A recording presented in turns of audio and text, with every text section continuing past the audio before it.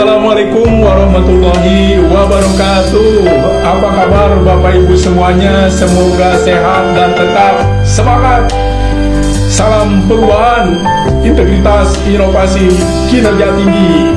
Sesuai yang sudah saya janjikan sebelumnya, setelah Bapak Ibu memiliki konstruk rancangan aksi perubahan, berikut ini akan saya jelaskan bagaimana menuangkannya ke dalam kertas kerja rancangan aksi perubahan atau struktur isi daripada rancangan aksi perubahan dalam PKP ini dikategorikan dalam bagian luar atau bagian pembuka dan bagian dalam atau bagian isi. Nah, bagian luar ini terdiri dari lembar persetujuan judul, lembar berita acara seminar, kata pengantar, daftar isi, daftar tabel, daftar gambar. Dan bagian isi itu bab-bab. Sementara summary, daftar pustaka, dan lampiran itu nanti disampaikan pada laporan aksi perubahan.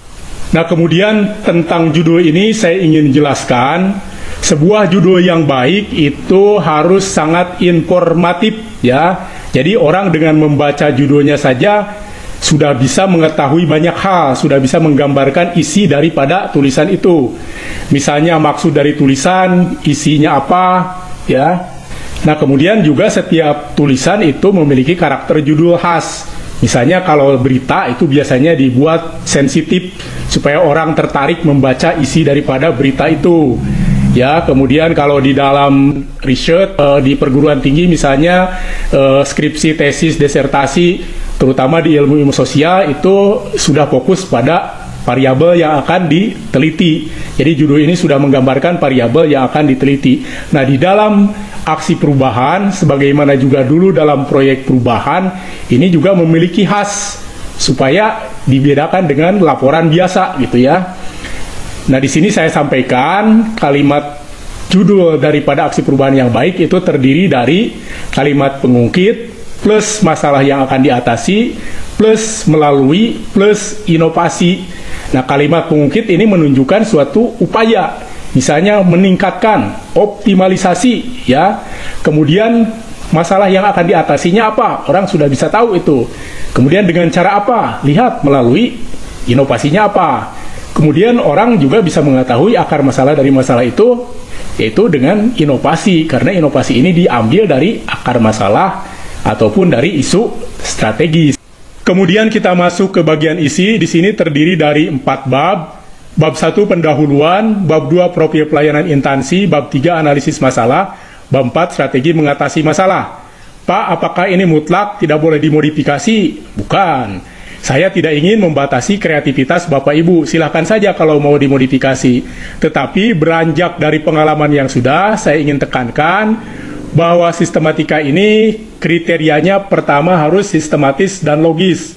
Maksudnya sekuennya itu jelas. Misalnya, mana mungkin kita melakukan analisis masalah gitu ya, sebelum kita membaca profil pelayanan instansi atau mengetahui tugas dan fungsinya. Makanya kita dahulukan profil pelayanan instansi itu sebelum analisis masalah. Nah, bagaimana Pak kalau begitu profil pelayanan aja masukkan ke pendahuluan, atau analisis masalah kita masukkan ke profil pelayanan instansi? Itu tentu boleh-boleh saja. Tentu, ini syarat yang kedua itu harus konsisten antara nama judul dengan kandungan isinya. Kalau isinya pendahuluan, ya di mana-mana standar, terdiri dari latar belakang, tujuan, manfaat gitu ya. Kalau sudah ada profil berarti bukan pendahuluan lagi. Apalagi kalau sudah analisis masalah. Nah, bagaimana kalau analisis masalah kita satukan dengan profil pelayanan? Ya tentu boleh, hanya judul babnya itu harus diganti, bukan lagi profil pelayanan, tapi judul babnya profil pelayanan instansi dan analisis masalah. Atau juga bab 3 digabung dengan bab 4, maka judulnya bukan lagi analisis masalah, tapi analisis masalah dan strategi mengatasi masalah. Nah, di sini harus konsisten gitu ya. Kalau nama judulnya ayam, ya isinya ayam. Jangan juga membahas bebek. Kalau ingin membahas ayam dan bebek, maka nama judul babnya itu ayam dan bebek. Atau kita pisah, bab ayam dan bab bebek. Atau juga kalau mau disatukan, misalnya judulnya unggas yang banyak dibudidayakan, diambil telurnya. Nah, sekarang kita coba jelaskan bab per bab ini. Pertama, bab 1 pendahuluan. Nah, yang pertama ini adalah latar belakang. Latar belakang ini menjelaskan argumentasi filosofis, argumentasi logis, dan argumentasi yuridis pentingnya pelayanan publik. Nah, ada juga orang yang memisahkan gitu ya, misalnya ada bagian subjudulnya misalnya landasan hukum, itu boleh-boleh saja, tapi disatukan juga nggak apa-apa gitu ya, lebih ringkas. Nah, bedakan di sini dengan di skripsi, di tesis, dan di disertasi gitu ya, atau di riset-riset khususnya ilmu sosial. Biasanya kalau di riset itu dalam pendahuluan itu menjelaskan argumentasi terhadap variabel yang dipilih. Karena dalam riset itu peneliti sudah fokus pada variabel yang diteliti, sehingga argumentasinya itu dia mengargumentasikan kenapa dia memilih variabel itu dan mengapa variabel itu penting untuk diteliti. Tetapi di sini kita bicara tentang pelayanan publik ya. Bagaimana itu misalnya pelayanan publik di bidang kesehatan itu penting gitu ya. Kita jelaskan alasan-alasannya sehingga harus diperhatikan, harus diperbaiki, ditingkatkan dan terusnya. Nah, yang B-nya dari pendahuluan ini adalah tujuan aksi perubahan. Tujuan aksi perubahan itu pada pokoknya mengaktualisasikan materi pelatihan ke dalam inovasi peningkatan pelayanan publik.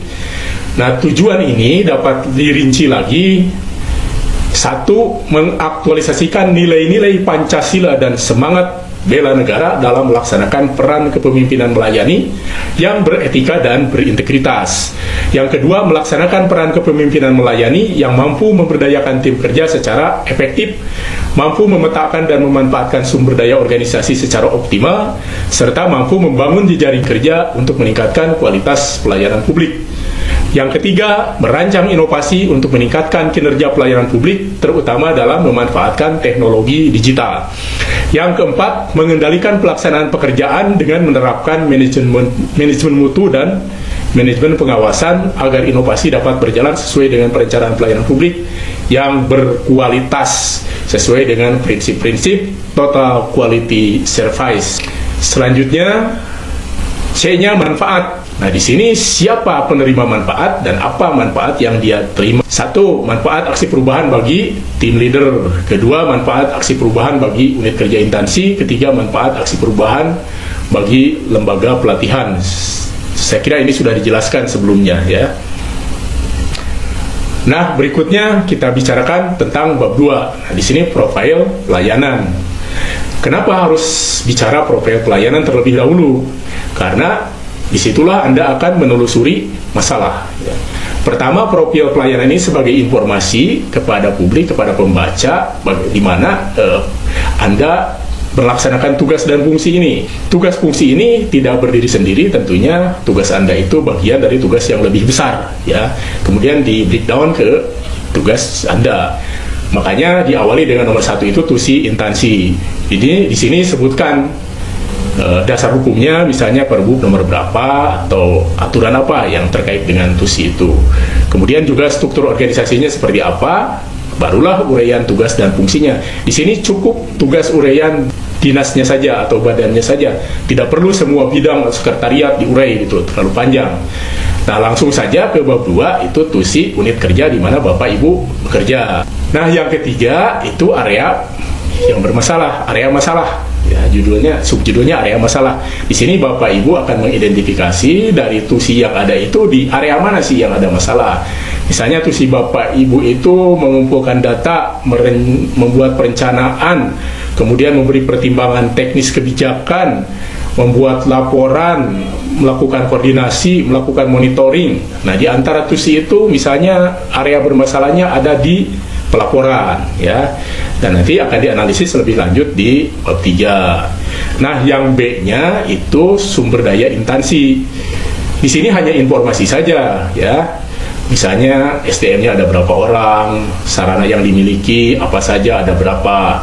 Nah, nanti juga akan ketemu dengan mapping sumber daya itu. Bedakan itu. Saya sering menemukan di mapping sumber daya itu daftar orang, daftar pegawai gitu ya. Di situ bukan. Nah, justru disinilah ya di bab 2 ini, di profile ini itu kita tampilkan. Nah, selanjutnya setelah itu kita masuk ke bab 3, yaitu analisis masalah. Nah, bagian A-nya identifikasi masalah pada area tusi yang bermasalah. Tadi misalnya contohnya di bidang pelaporan. Ada masalah apa saja di bidang pelaporan itu? Apakah masalahnya tunggal? Ya, kalau masalahnya tunggal, Anda bisa langsung cari gagasan inovasinya. Kalau masalahnya itu tidak berdiri sendiri, tetapi disebabkan oleh masalah-masalah lain, maka Anda harus cari dulu penyebab masalah utama di antara sekian banyak yang menyebabkan masalah itu. Dan itu sudah kita bahas sebelumnya, termasuk tool-toolnya, ya. Kemudian B-nya itu penetapan masalah utama. Nah, di sini berdasarkan hasil daripada analisis penetapan masalah tadi, prioritas itu ditetapkanlah masalah utamanya apa, gitu ya. Nah, setelah ketemu masalah utama itu, tidak serta-merta Anda akan lakukan inovasi. Anda uji dulu bagaimana analisis kelayakan inovasi itu. Sebab sebuah inovasi itu harus visible dan implementable. Harus layak secara administratif, harus layak dari sisi sumber dayanya, kemudian harus layak secara teknis, dan layak dari sisi regulasinya. Layak dari administratif, misalnya ada dokumen-dokumen tersedia ya yang mendukung tentang tusi Anda, misalnya ada Perbuk ya, kemudian ada struktur organisasi dan lain-lain. Nah, kemudian kelayakan sumber daya di sini adalah apakah sumber daya yang ada ini cukup memadai untuk melaksanakan inovasi, sehingga inovasi tidak terhambat karena ketidakadaan atau ketidakmemadaian daripada sumber daya. Kalau itu memang tidak, sumber dayanya tidak memadai, ya jangan Anda lakukan. Mungkin Anda akan beralih ke prioritas berikutnya. Kalau prioritas 1 tidak layak, maka Anda akan prioritas 2. Nah, yang selanjutnya adalah kelayakan teknis. Adalah bagaimana sebuah inovasi itu layak secara teknis, artinya bisa secara teknis dilaksanakan dengan mudah. Tersedia teknologi pendukungnya, tersedia tenaga ahlinya, kemudian juga mudah cara membuatnya, kemudian dalam maintainnya juga mudah, suku cadangnya mudah didapatkan di pasaran, dan seterusnya. Selanjutnya dari sisi regulasi itu juga harus dilihat, jangan sampai inovasi Anda itu bertentangan dengan aturan-aturan yang ada atau tidak berada pada kewenangan Anda, ya. Nah, disitulah pentingnya Anda melakukan analisis kelayakan inovasi supaya inovasi itu visible. Akhir ini bab 4. Nah, setelah Anda tahu masalah yang akan Anda atasi, nah bagaimana itu mengatasinya? Nah, yang pertama A-nya itu Anda jelaskan terobosan inovasi, ya. Seperti apa inovasinya itu dijelaskan. Kemudian buatkan juga model inovasinya, ya, dengan kanvas model inovasi itu. Kemudian yang B-nya hasil inovasi. Nah, hasil inovasi ini berupa output jangka pendek dan outcome jangka menengah. Nah, output jangka pendek itu apa? Tentu sistem atau inovasi yang dihasilkan. Nah, termasuk di sini tahapan-tahapan menuju itu juga dilakukan, ya. Kemudian outcome itu biasanya dalam jangka menengah. Apa yang akan Anda lakukan terkait dengan rencana outcome ini. Kemudian yang C-nya manfaat inovasi. Nah, ini merupakan manfaat yang sesungguhnya atau impact, ya, daripada inovasi yang Anda lakukan. Nah, umumnya ini jangka panjang. Manfaat bagi tim leader, bagi tim member, bagi instansi, bagi penerima layanan. Nah, sebenarnya jangka pendek, jangka menengah, jangka panjang ini relatif, ya. Hanya saja umumnya jangka pendek itu selama durasi pelatihan, jangka menengah itu 6 bulan, dan jangka panjang itu 1 tahun. Sebenarnya tergantung juga pada jenis inovasinya. Kalau inovasi itu selesai dalam 1 bulan, maka dalam bulan kedua itu Anda sudah bisa melakukan analisis outcome-nya. Mungkin dalam 3 bulan setelah pelatihan selesai, Anda juga sudah bisa mengukur impact-nya, ya, yang katakan sebagai jangka panjang. Nah, sekali lagi itu tergantung pada inovasinya. Kemudian yang D itu pemanfaatan sumber daya. Nah, bagaimana di sini Anda mampu memberdayakan tim kerja Anda agar bekerja secara efektif. Kemudian bagaimana Anda memanfaatkan teknologi informasi.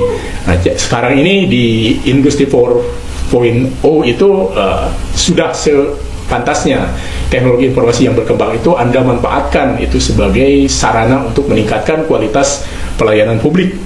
Kemudian bagaimana juga Anda harus membangun jejaring kerja. Tentu di sini dibutuhkan kemampuan komunikasi Anda, kemudian bagaimana Anda memahami pola-pola komunikasi dengan stakeholder Anda itu tentu berbeda-beda ya. Nah, kemudian yang E itu pengendalian pekerjaan. Nah, bagaimana rencana Anda mengendalikan pelaksanaan pekerjaan nanti? Apa yang akan Anda lakukan? Jadi di sini sifatnya rancangan ya. Kemudian yang F itu SOP pelayanan publik. Nah, Anda buatkan juga itu SOP pelayanan publik ya. SOP AP-nya, SOP pelayanan publiknya. Kalau perlu mungkin SOP teknisnya juga dibuatkan. Demikianlah yang bisa saya sampaikan. Terima kasih. Selamat mengerjakan dan selamat mengikuti seminar yang akan dilaksanakan dalam 2 hari ke depan. Salam perubahan dan tetap semangat.